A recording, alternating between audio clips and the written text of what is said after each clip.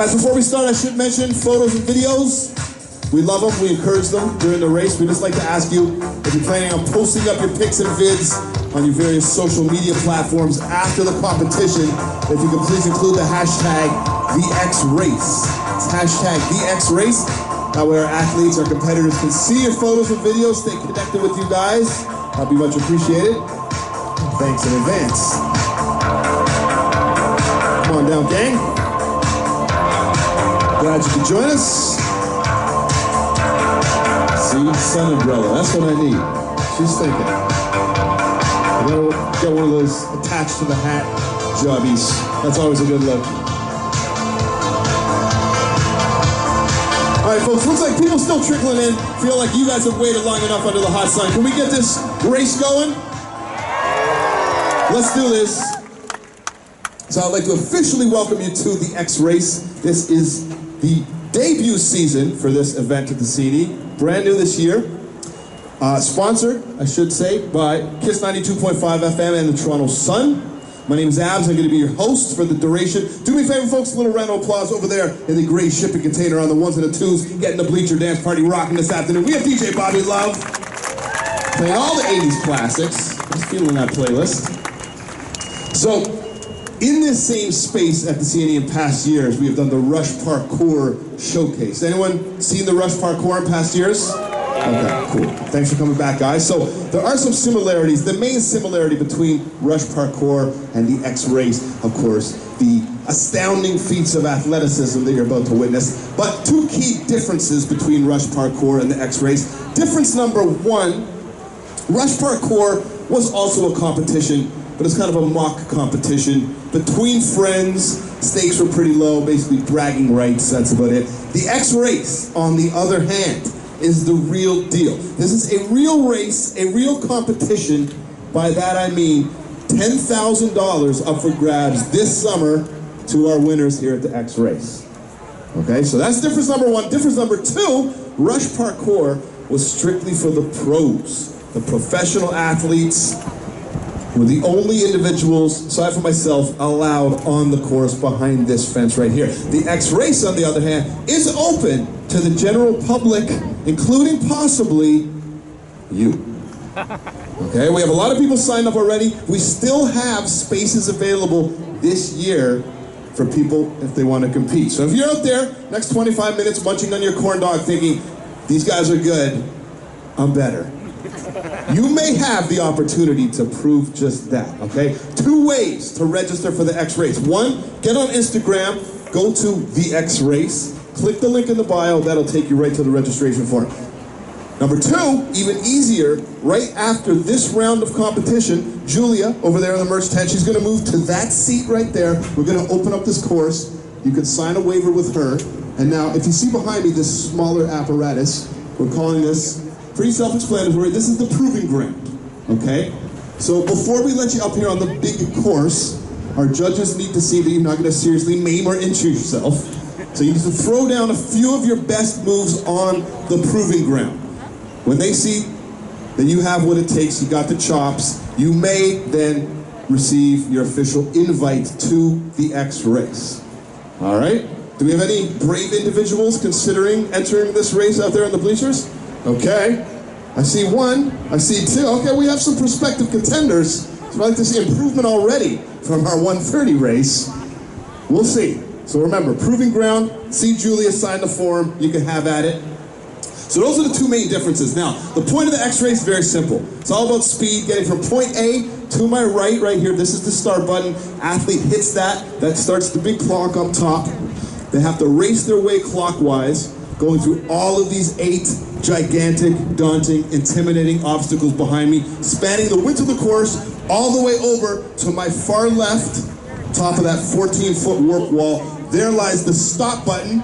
That will end their run. If they make it there, I should add, this is day 4 of competition. So far, out of all the athletes, we have a grand total of 3 people who have finished this course. It is not easy. Okay? So we are right now in the qualifying rounds. They run from August 16th to August 30th. From that whole pool of athletes, we're going to take the 32 fastest times, assuming we get 32 complete times. Semifinals going down on August 31st, September 1st, where we'll further narrow down that pool of 32 to our 8 finalists, and then the grand finale of the X-Rays happening the last day of the CNE, Labor Day, Monday, September 2nd. That's where we will be doling out the prizes. Third place, $2,000. Second place, 3. First place, 5,000 shiny golden Canadian loonies. All right, so I think that's all you guys need to know. I think we're ready to get into it. Enough with the yap. You guys ready for the action? Let's do this quickly.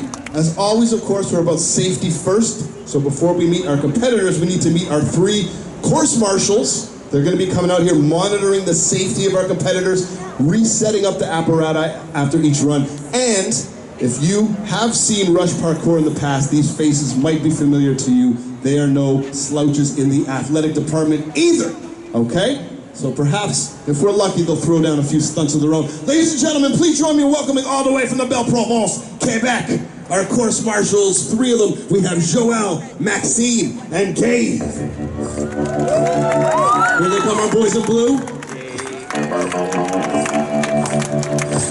Looking refreshed, hydrated after their break from the first round of competition. So now, just to make sure all the obstacles are functioning properly, clock is working, all that good stuff, I think our course marshals are going to do a little test run of the entire course. Bit easier for them. They're going to run it collectively as a 3-man team. Not so easy for our competitors, but still not an easy task for our boys in blue.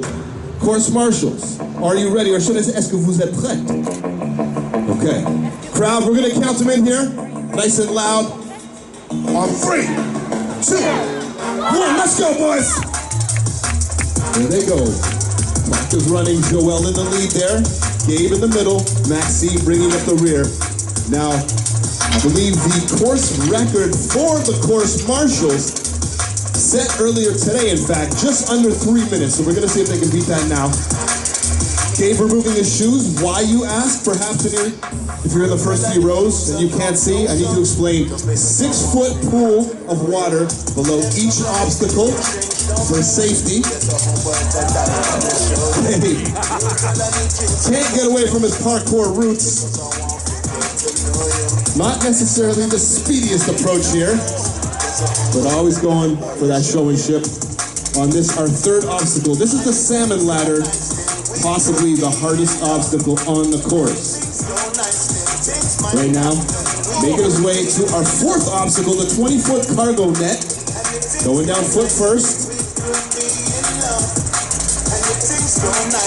Looking good so far, just over a minute has passed for the course marshals. Uh-oh, Gabe getting those tootsies wet, almost losing it. Helped out a little bit by his teammate there. Again, our competitors will not have that luxury. Right now, to the centerpiece of our course, the X grip hang, 8-foot jump to that E. Then the athlete has to span the 4-foot gap over to that X right here. Your Instagram moment. I see, looking very Jean-Claude Van Damme-esque there.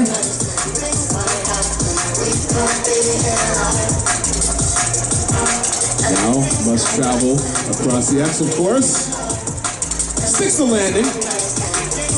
Now this next one, another of the harder obstacles our competitors must face. The 6th challenge, it is the Sea of Poles. 21 poles to be exact. 8 foot up, 3 to 4 foot gap between each pole. My tip to our competitors, the poles tend to be a little bit shaky. The higher up you go, the more stable they get. So before you go across, go up. Well, almost losing it there. Shaking out the forearms, lactic acid starting to build. Making it. Nicely done from the lanky Joel. Now next up, our 2nd last obstacle. This is the monkey pegboard. For the purposes of the semi-finals and the finals, athletes will have to use 2 steel pegs to traverse these 4 boards. But in the qualifiers, just to make it a titch easier, we're going to let the athletes just shimmy across the top of the boards, as Gabby is demonstrating right here. Very handily, I might add. No problem for Gabe and the course marshals. Just under 3 minutes, 1 final obstacle to go. Little side flip just for kicks from Maxime. So the warp wall, 14-foot, pass vertical here. Uh-oh, Maxime. Messing around. Don't forget that stop button, Maxime. Then you can collect the cheers. A little slower than the earlier run, but very impressive. Nonetheless, from our boys in blue, the course marshals, folks. Great job, fellas. So now you guys got a little taste, know what this is about. You ready for the real thing? Can we get this competition underway? All right, so for that, 2 steps. Step number 1, I need to reset this clock. Done. Step 2, of course, we need to meet our contenders.